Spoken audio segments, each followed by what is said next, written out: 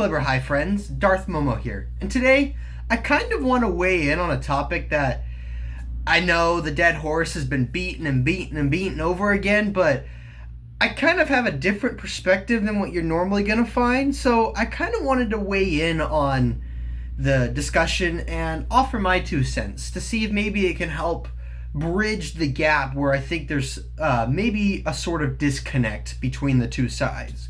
We're going to talk about Luke Skywalker and his portrayal in The Last Jedi. So, a while back, there was a very detailed case study, as it was called in the post, of a breakdown on why this particular person on Twitter felt that Rian Johnson deconstructed and broke, essentially, the character of Luke Skywalker. It was a very detailed post. We'll go over it in a second. And Rian Johnson kind of hit back at that. And when I look at those two comments on the discussion of Luke Skywalker, I almost kind of want to say I don't see a matter of someone being right or wrong. I see it almost as a matter of two entirely different worldviews and perspectives when it comes to the topic in general. And I think if we could help to kind of bridge the gap between those two varying perspectives, it can maybe help heal some of the discourse going on. Not necessarily agreement. I think it's fine that there's disagreement on the matter, but I think it can maybe help heal some misunderstandings that certain people may have with one another on the subject of Luke Skywalker. So let's get into the post. So this was posted on Twitter by an account named Not Ryan's Luke. I want to make sure I'm giving credit due where credit's due properly. So there's a few other issues that this post overall speaks to. As you can see, it's a pretty large post. But we're just going to focus on the first 4 chunks of writing, because that's mainly what deals with the Luke Skywalker trying to kill Ben Solo issue, which I think is what strikes at the heart of a lot of the issues people have with Luke Skywalker and Return of the Jedi. So let's take a look. I will not fight you, Father. Deep into the 3rd movie of the trilogy, Luke is facing his final hurdle. In this scene, Luke wants to accomplish the goal of turning Vader, but he does not have enough self-control to hold his own aims. Yet, Vader threatens Luke's friends and sister, and Luke, predictably, gives in to his emotions, just as he and his father have always done. This scene intentionally exploits Luke's final major character flaw, which is impulsive, emotional action. Because this same flaw is preventing Luke from becoming a Jedi. Luke attacks Vader. At this exact moment, he's still the same Luke we've always known, prone to impulse like his father Anakin. But then, something new emerges. Luke stops himself. We watch in real time as Luke searches introspectively, and Luke finds something inside that he's never previously had: mastery of his emotions. Luke will no longer carry his father's sins forward. But since we cannot yet know if Luke's character change is genuine, the Emperor immediately tests him to show us. Now fulfill your destiny and take your father's place at my side. This scene is carefully crafted to tell us everything. Luke drops his weapons and responds, "Never. I'll never turn to the dark side." The word never is coupled with action to show us that this positive change is real. Luke will not take his father's place. He has grown beyond Anakin's impulsive, emotional nature. The entire trilogy has been leading up to this moment. Luke has at long last found the self-control he was lacking, and thus Luke's character has sealed his final hurdle.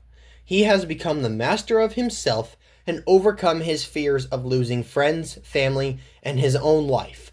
The very same fears that once destroyed his father. The audience is meant to recognize that Luke has positively and permanently changed for the better. Never, I'll never turn to the dark side. You failed, Your Highness. I am a Jedi. I am a Jedi. Luke knows it now, and the audience, having journeyed with him every step of the way, knows it too. Luke's hero's journey is complete. The impulsive, emotional Luke we met long ago on Tatooine is gone forever. Luke will no longer follow his father's path. Luke has passed the tests his father failed, and has emerged forever transformed. For emphasis, we are shown one final thing about his character. Luke Skywalker's integrity is beyond reproach. Luke knows the Emperor will kill him, but he continues to act on principle instead of emotion, even though it may cost him his life. He would rather die than compromise his principles. This is the very embodiment of integrity and self-control.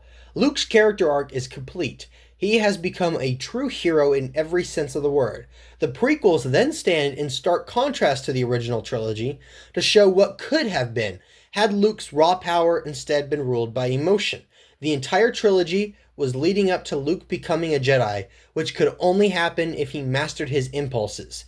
If we strip that from him, the trilogy becomes meaningless. Last Jedi fans either do not understand Star Wars or have forgotten its central meaning.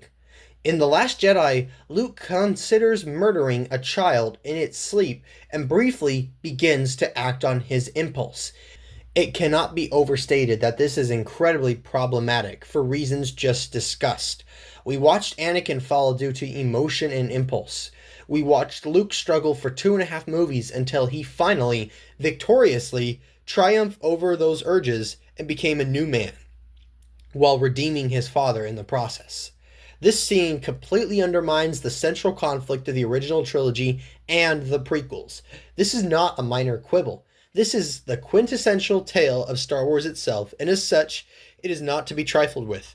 Yet Rian stands atop that legacy and, with one brief cutscene, attempts to overwrite 6 films worth of arcs of the main franchise characters, Anakin and Luke. One ill-conceived scene renders the deepest essence of episodes 1 through 6 null and void. So now, let's take a look at how Rian Johnson responded to this. Gil, I understand that point of view, but I completely disagree with it. In fact, I think it disrespects the character of Luke by treating him not as a true mythic hero overcoming recurring wounds and flaws, but as a video game character who has achieved a binary, permanent power-up. So there you have it. You have kind of the perspective of what I would say a lot of the critics of Luke Skywalker's portrayal in The Last Jedi have to say, and you have kind of the perspective of maybe some of the defenders as well as the creator Rian Johnson and their take on the matter. So who's right and who's wrong? Because on face value, that was a very well constructed layout of why this side of the argument is, hey, The Last Jedi basically destroys Luke Skywalker's character. And while it's very brief, I would say that I kind of understand to a degree where Rian Johnson is coming from and maybe some of the defenders. So is someone right? Is someone wrong? I think it's very much a matter of perspective. It's very much where are you going to fall on the category of what is Star Wars to you? What do you want out of Star Wars? How do you look at this story, this franchise? If you look at it from the perspective of Star Wars is a mythological story of legend, of heroes and villains, of archetypes and character arcs. When you look at it through that and through the lens of almost like this is also a story meant to entertain and provide escapism, I kind of see the perspective of, this destroyed Luke Skywalker's character. But if we're looking at this in the sense of Luke Skywalker is a real person, Luke Skywalker is my neighbor next door, and, this real person who lives on planet Earth went through these very, series of trials that we see Luke Skywalker go through in the original trilogy to the point where, this person, this historical real person conquers his impulses. I think to say that on the real world, on planet Earth, the idea that this Luke Skywalker real person would never, ever lose or succumb to his impulses ever again throughout the remainder of his life, I would say, okay, I understand the argument that that's kind of unrealistic, and it's very plausible that someone who struggled with impulses earlier in his life, as Luke did, as his father Anakin did before him, that it's very possible that someone might deal with that and have a relapse, if you will, at some point throughout their lives. Not on an everyday, day-to-day case scenario, but it's very possible that they would have that once in a while. But I guess the problem to counter that is, okay, well, are we treating this as, a real person? Because, Luke Skywalker isn't my next door neighbor. Luke Skywalker is a fictional character in this fictional story about arcs and heroes and villains and legends and myths. So it's a matter of, are we going to look at it like that, or are we going to look at it in a sort of lens of realism?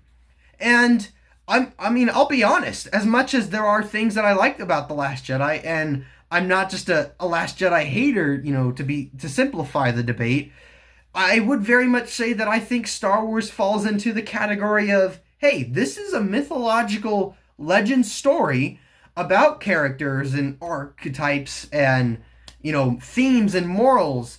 And obviously there is a lesson and a moral here to construct about, at the very heart of it, ignoring all the rest. There is a moral to teach, and there is a lesson to learn from the character and the journey of Luke Skywalker in the original Star Wars trilogy.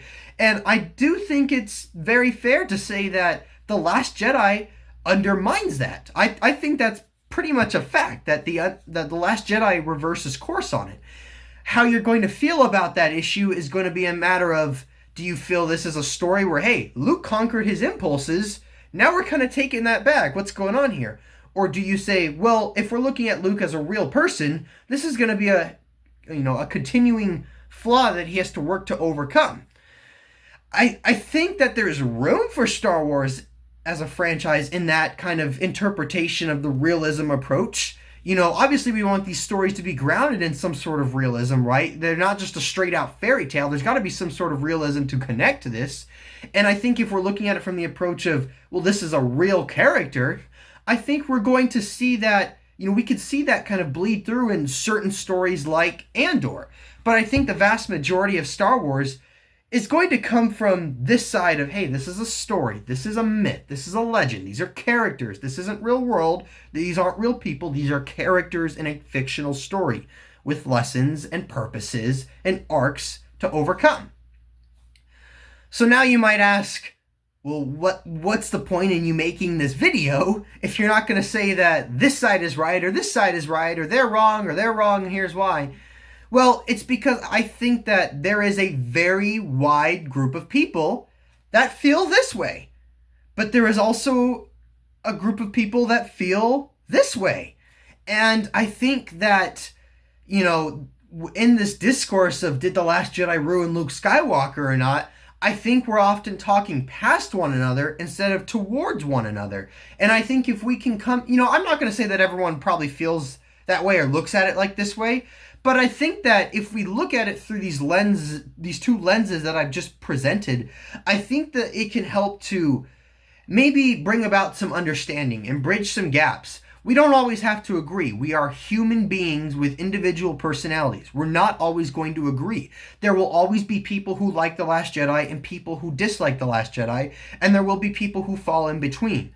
That's, I think, is pretty much a fact of life. That's how humans are meant to operate. We're not meant to always agree on everything. Life wouldn't be interesting. But I think if we can at least come to an understanding of how the other side feels, then we can maybe bridge some of the gaps in the discourse. I guess what I would want you guys to walk away from this is, for people who like The Last Jedi, understand that there are people out there who aren't just haters of The Last Jedi. They don't just hate everything new. They don't just hate everything that comes out, and they hate that it's not the same as what it once was when they were younger. And they don't just hate that it's not what they wanted in their head. There are people out there who have very valid reasons on why they feel that The Last Jedi basically deconstructed and took back their character arc of Luke Skywalker.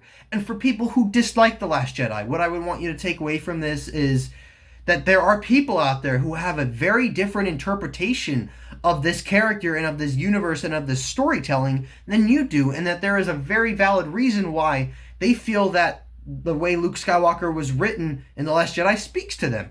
And it's not just about them being a shill or about them just taking in whatever garbage they're fed.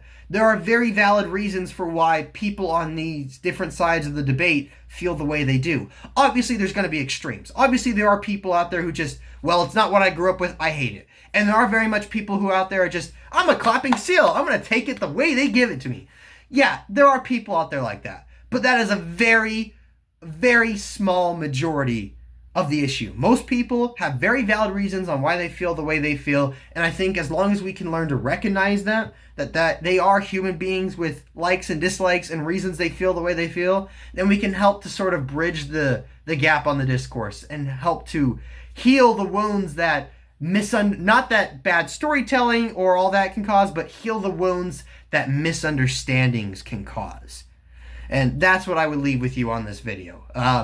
Feel free to tell me in the comments why you think I'm right, why you think I'm preaching peace, or why you think that I'm completely in over my head and why I don't understand a word about Star Wars.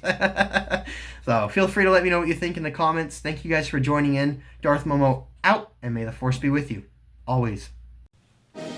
Thanks for watching. Please subscribe to the channel. If you liked the video, comment down below and hit that like button. Oh, and check out some of my other videos. I'm sure you'll find them delight.